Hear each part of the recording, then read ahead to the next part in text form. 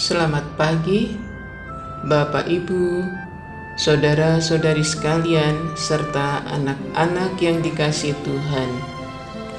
Hari ini, tanggal 7 Juni 2021, kita akan merenungkan Injil Matius bab 5 ayat 1 sampai dengan 12. Dalam nama Bapa dan Putra dan Roh Kudus. Amin. Ketika melihat orang banyak itu, naiklah Yesus ke atas bukit, dan setelah ia duduk, datanglah murid-muridnya kepadanya. Maka Yesus pun mulai berbicara dan mengajar mereka, katanya, "Berbahagialah orang yang miskin di hadapan Allah, karena merekalah yang empunya kerajaan surga. Berbahagialah orang yang berduka cita, karena mereka akan dihibur. Berbahagialah orang yang lemah lembut, karena mereka akan memiliki bumi. Berbahagialah orang yang lapar dan haus akan kebenaran, karena mereka akan dipuaskan. Berbahagialah orang yang murah hatinya, karena mereka akan beroleh kemurahan. Berbahagialah orang yang suci hatinya, karena mereka akan melihat Allah. Berbahagialah orang yang membawa damai, karena mereka akan disebut anak-anak Allah. Berbahagialah orang yang dianiaya oleh sebab kebenaran, karena merekalah yang empunya kerajaan surga. Berbahagialah kamu, jika karena aku kamu dicela dan dianiaya, dan kepadamu difitnahkan segala yang jahat. Bersukacita dan bergembiralah, karena upahmu besar di surga. Sebab demikian juga telah dianiaya nabi-nabi yang sebelum kamu." Bapak, Ibu, saudara-saudari, dan anak-anak yang terkasih, saya tidak tahu sudah berapa kali Anda dan saya membaca perikop Injil ini. Yang jelas, sudah amat sangat sering kita baca, kita dengar, kita renungkan, baik untuk permenungan pribadi maupun lewat homili-homili dan pertemuan-pertemuan kelompok. Pernyataan Tuhan tadi sekilas terlihat kontradiktif. Misalnya, berbahagialah yang berduka cita. Biasanya, kalau kita sedang berduka cita, ya kita tidak bisa merasakan bahagia. Kita tidak suka berduka cita. Lagi, berbahagialah yang miskin di hadapan Allah. Miskin banyak kali dihindari manusia. Orang miskin biasanya tidak diperhitungkan oleh sesama. Tidak ada orang yang menghendaki dirinya miskin.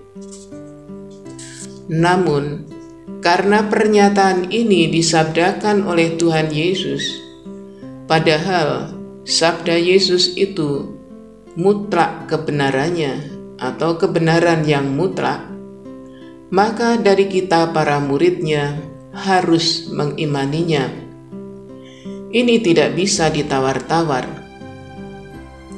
Namun karena kita dianugerahi akal budi dan pikiran, maka marilah kita melanjutkan permenungan kita atas sabda bahagia ini. Sesungguhnya Tuhan Yesus itulah sang sabda bahagia. Tuhan Yesus dalam hidupnya seperti kita juga mengalami apa yang disabdakan itu: duka cita, kemiskinan. Namun, beliau selalu mewartakan dan juga melakukan yang benar dengan beragam risiko dan tanggapan, baik tanggapan positif maupun tanggapan yang menentang. Itu sudah dialaminya dalam hidupnya. Namun beliau tidak menggantungkan diri pada apa kata orang tentang dirinya. Dia akan jalan terus mewartakan sabda Bapa. Satu hal yang selalu dipedomani olehnya adalah menjalankan tugas dari Bapa Surgawi.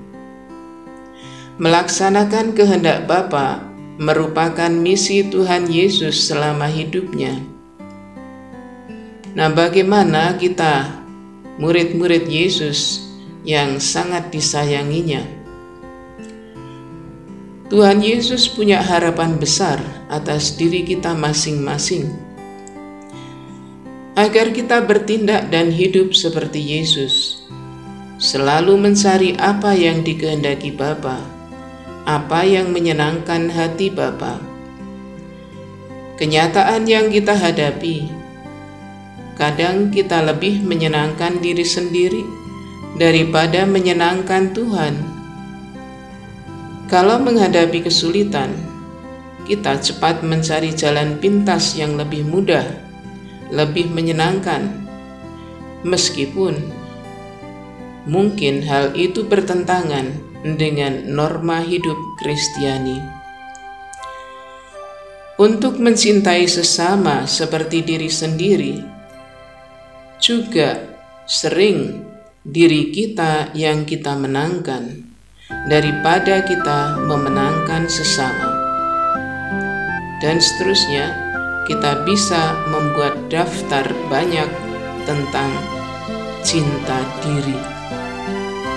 Marilah kita semakin mencintai Tuhan dan firman-firman-Nya, sehingga di dalam hidup lebih menampakkan kasih Tuhan, hingga kita boleh melihat kebenaran sabdanya dalam hidup sehari-hari.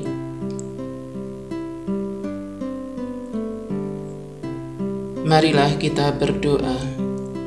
Terima kasih Bapa, Engkau telah mengirimkan Tuhan Yesus, Sang Sabda yang menjadi manusia. Tuhan Yesus telah memberi teladan bahwa sebagai manusia, kami ini bisa memenuhi sabda-Mu, asal kami mau mengutamakan kehendak Tuhan, mau lebih mengasihi Tuhan. Kami mohon berkat-Mu, agar kami semakin mencintai-Mu seperti Tuhan Yesus yang selalu menyatu dengan Bapa hingga sanggup menanggung segalanya demi pelaksanaan kehendak Bapa. Amin. Dalam nama Bapa dan Putra dan Roh Kudus. Amin. Terima kasih. Salam belas kasih.